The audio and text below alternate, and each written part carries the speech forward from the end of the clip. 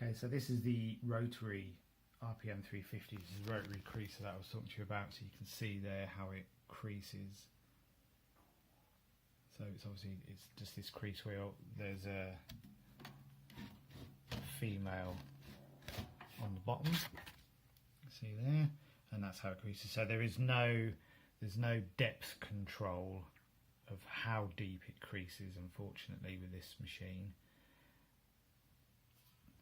But you can see, obviously, you can get a decent amount in it. It's got this out driven in these 3 feed rollers.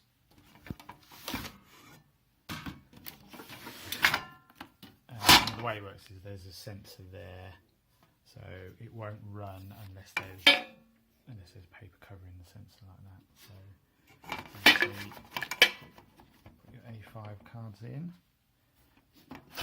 Lift the table up, and it's literally, it's easy to use. It's just an on-off switch.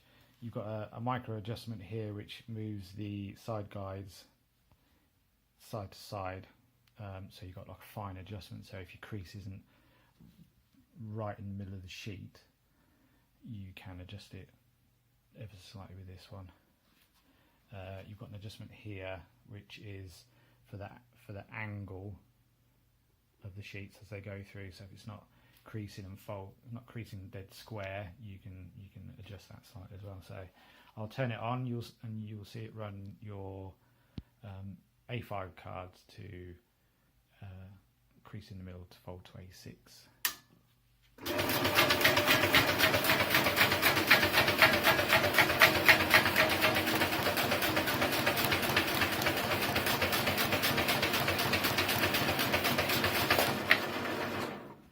Okay, so you see it automatically turned off then when it ran out of stock because there's nothing covering the sensor.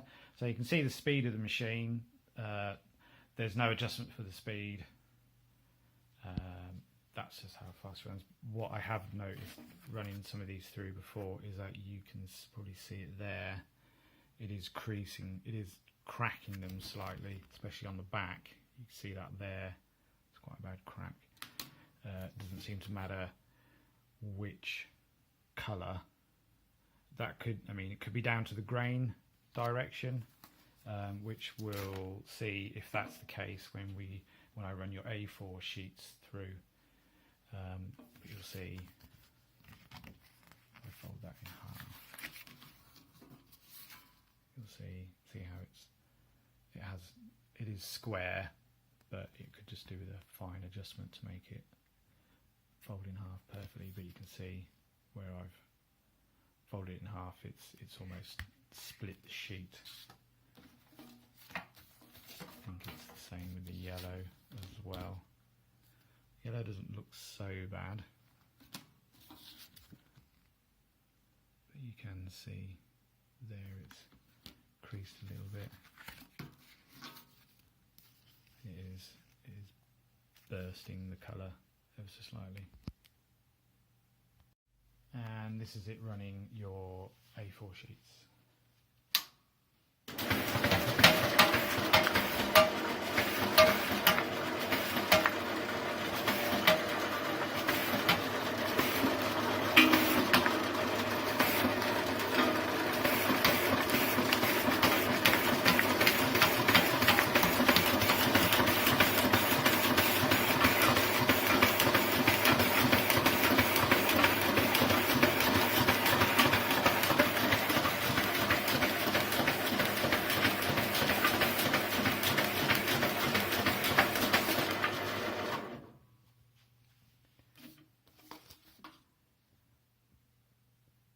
Okay, that's the crease. So again, you can see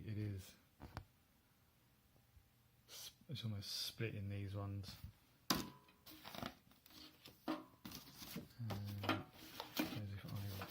If I run a sheet of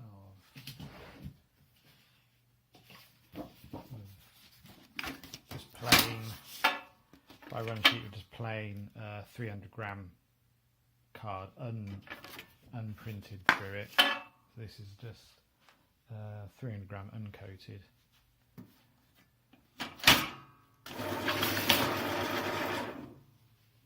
Squeeze that one very well, but you can see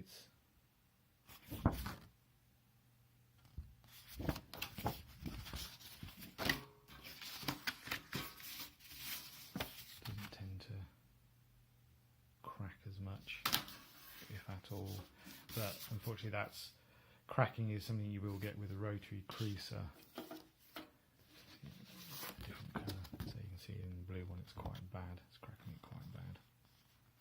So what I will do is I've got some more of your sheets and I'll put some through a manual creasing machine, which is just a bar creaser, and just so you can see the difference.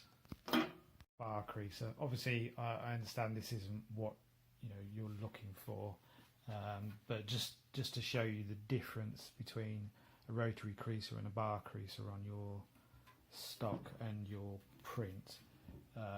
Obviously, it's as it says. You can see there, it's a bar with a male and female top and bottom, and it is literally a case of one sheet in like that, pull the bar down as far as it will go, that's as deep as it will crease, but you can see the quality of the crease is a lot better, there's no cracking, and that's really just the difference between a rotary creaser and a bar creaser. If I fold that over now, you'll see even with it folded over that there's no cracking there at all. So what I'll do is I will do a few sheets of these and I'll mark them up so nobody gets them confused with a rotary creaser. And it might mean that you need to look for a bar creaser, which I don't think we sell an automatically fed bar creaser, unfortunately.